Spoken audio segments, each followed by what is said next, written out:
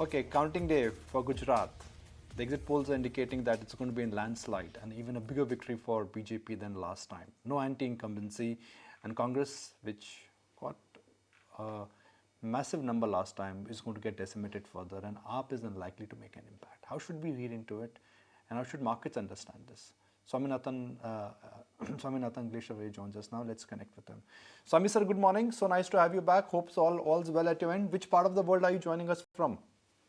I'm in the USA right now. It's always important for me to check, sir. So it's late night for you, but early morning for us, and it's going to be a bright morning for BJP in Gujarat. It looks like it. Even the opinion polls, the exit polls, predicted a sweep for the BJP in Gujarat. The early results seem to confirm that. In the case of Himachal, during most of the campaign, the opinion polls showed the BJP ahead. Towards the end, it looked as though Congress was catching up. But if you look at the early results so far, it looks as though the BJP has its nose well ahead right now. So no surprises out there. The BJP has been on a very strong wicket in these two states. And if it wins, it will be more of the same, no real change in the trend. The only one thing I would take a look at is what has happened to the vote share. If the vote share of the BJP has come down compared with the elections 5 years ago, that would be a mark that it needs to watch out in the general elections. Right now, winning has become very easy because the opposition vote is split between the Congress and Aam Aadmi Party in Gujarat. It may not be quite such a favorable position. So let us take a look. In terms of seats, the BJP is doing well. Let us see if it does equally well in terms of vote share. That is the one thing I'm looking out for, because if it slips on vote share, then it may have some troubles ahead in the general election. The word anti-incumbency, do you think is not likely to apply this time at all? One was, in a sense, I mean, you have to have an anti-incumbency factor after 4 or 5 terms.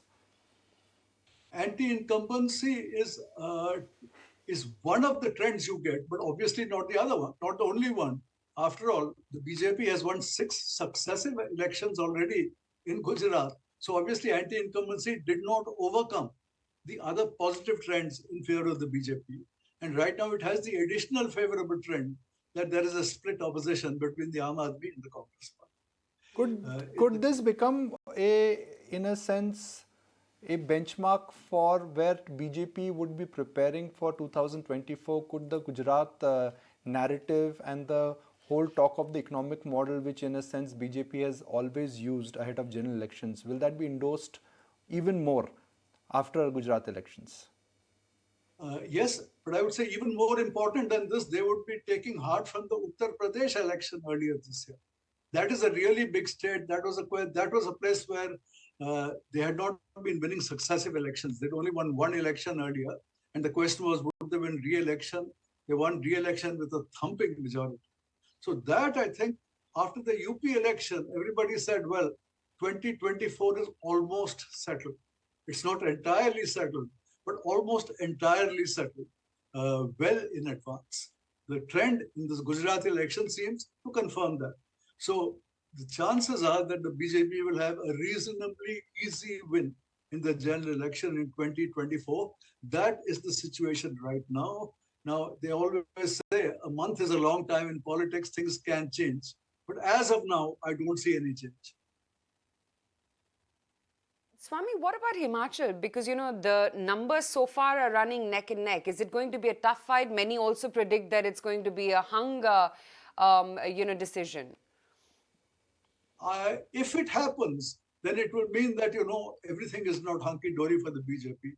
This is a state where power has always rotated from one side to the other.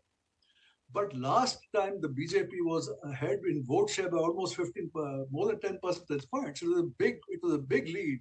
So if it loses that entire lead, it would mean that, the BJP is not invulnerable. It is capable of giving way wherever there is a strong opposition. Himachal, they face a strong opposition. In Gujarat, they don't.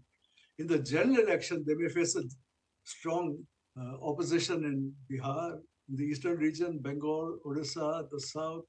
So the opposition will take heart if, by some chance, the Congress party wins the Himachal Pradesh election.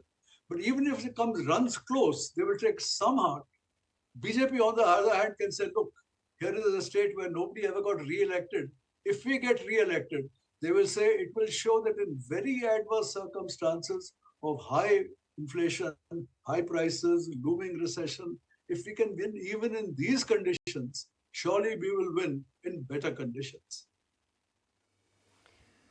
Appreciate your time. Thank you so much, Swami, for joining in and throwing light on what could potentially emerge as we're looking at the season finale of the 2022 elections.